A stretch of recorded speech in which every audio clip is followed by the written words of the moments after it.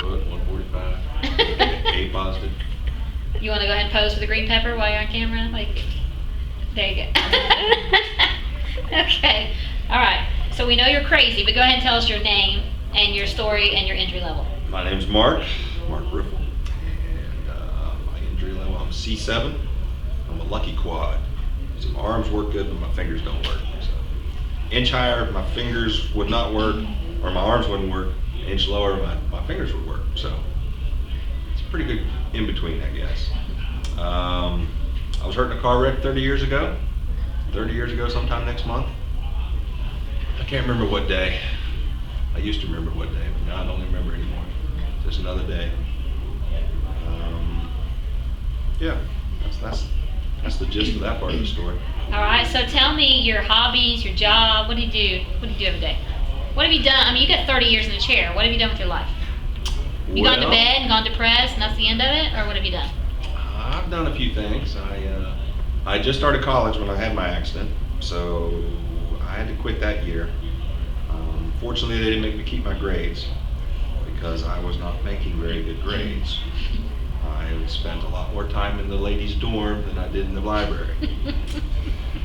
So I did not have a GPA to be proud of. So I had to go to a different school. I still graduated in 4 years. That's one thing I'm very proud of, that I still got out in 4 years because I went to summer school for 3 years and pushed on through. And got my bachelor degree in political science, and then I came down to Columbia and went to USC and got my master's in public administration. Did you live in a dorm at that time, or did you live off campus? I lived in a dorm for the first 2 years. How were you able to get around the campus? It was a very accessible campus. It was quite flat for the most part.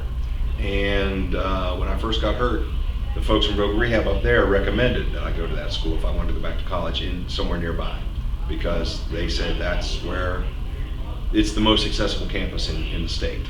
And back at that point, Rogue Rehab paid for my tuition and room and board to go to school, and so that was part of the deal. And once I went to campus and visited the campus, I really liked it, and it turned out to be a good decision. So did you have someone that lived in the dorms with you to help take care of you? I didn't. I lived in one of the dorms. There were 2 dorms in particular that were well equipped. One, they had one whole floor that was set up for guys in chairs, and I didn't want to live there because it felt too much like a nursing home, and I didn't like that. And so there was another dorm nearby that was just a regular dorm, but they had made some changes to the bathroom. So I stayed in one of those rooms, and then it's a communal bathroom, which took some getting used to. But they also had a very good on-campus attendant care program, and primarily students that were paid through the university. Excuse me. And so that's how I got help. So I had an attendant on campus. So do you drive? I do drive. Do you get yourself in and out of your vehicle, everything? I do. I've got a van, and I push up the ramp and transfer into a seat and drive the van. So you go wherever you want to go, when you want to go. As long as I got the gas money. Do you live alone now? I do live alone now. You take care of yourself now? 98% of it, yes. Good. Okay. I do pay somebody to come in and help me a couple days a week. But now, you recently have been involved in some activities, kind of a wild guy living on the wild side. Tell us about a couple weekends you've had recently and what you've done on those weekends. I've always loved outdoors and anything outdoors, and especially water related. And I've missed going to the beach, and I miss going to the beach and hanging out and enjoying all the things that go on at the beach. And so when I heard about this surfing thing coming up, I said, hey, I'm there for sure. So yeah, did surfing for the first time in 48 years. So I want you to hold up your hands again and show them your hand function. So you go out on a surfboard. Do they strap you in? No, you lay on the board. Some of the boards have got handles that you can hold on to if you get your hands inside of them. But I didn't do that. I didn't like that part because I worried if I fell off, then my hand would be stuck in the board, and the board might go over here and hurt my arm. So I push against those handles. I lay on the board, and then I brace myself against them. That's how I tore up this elbow. But I fixed that too, so I got pieces of wetsuit now that I wear on my elbows and my knees. cover that up. Yeah. So you pretty much go out in the water and I've seen pictures. I've watched you. I've been there with you, surfed Yeah, with you. I was gonna say you were there. Yeah. So you just come in on those waves and. Yeah, they get you out in the water and they put you. They've got experienced surfers that are out there with you, so they know how to read the waves. And basically, you're on the board flat, and there's a couple of them on either side of you, 2 or 3 of them, and they're looking back towards the ocean. You're looking towards the beach, and they say, "All right, here comes a good set." Well, a set is a combination of waves, and they know how to read them. And they'll say, "All right, that one's no good. That one, okay, here comes a good one. You ready? Ready?" And then they just shove you out in front of the wave, and hopefully you're going relatively straight. And then it's up to you to balance on the board and stay on it, and ideally ride it all the way into the beach. Now, a lot of quadriplegics your level are in power chairs, but you're not. You're in a manual chair. And do you have particular kind of pushing? What helps you get grip on your rims to be able to control your manual chair? I usually have a coated rims. These I borrowed through a loan program that the assistive technology program's got. But so this one's a little bit trickier for me to use. Yeah, because my pushing is all about friction.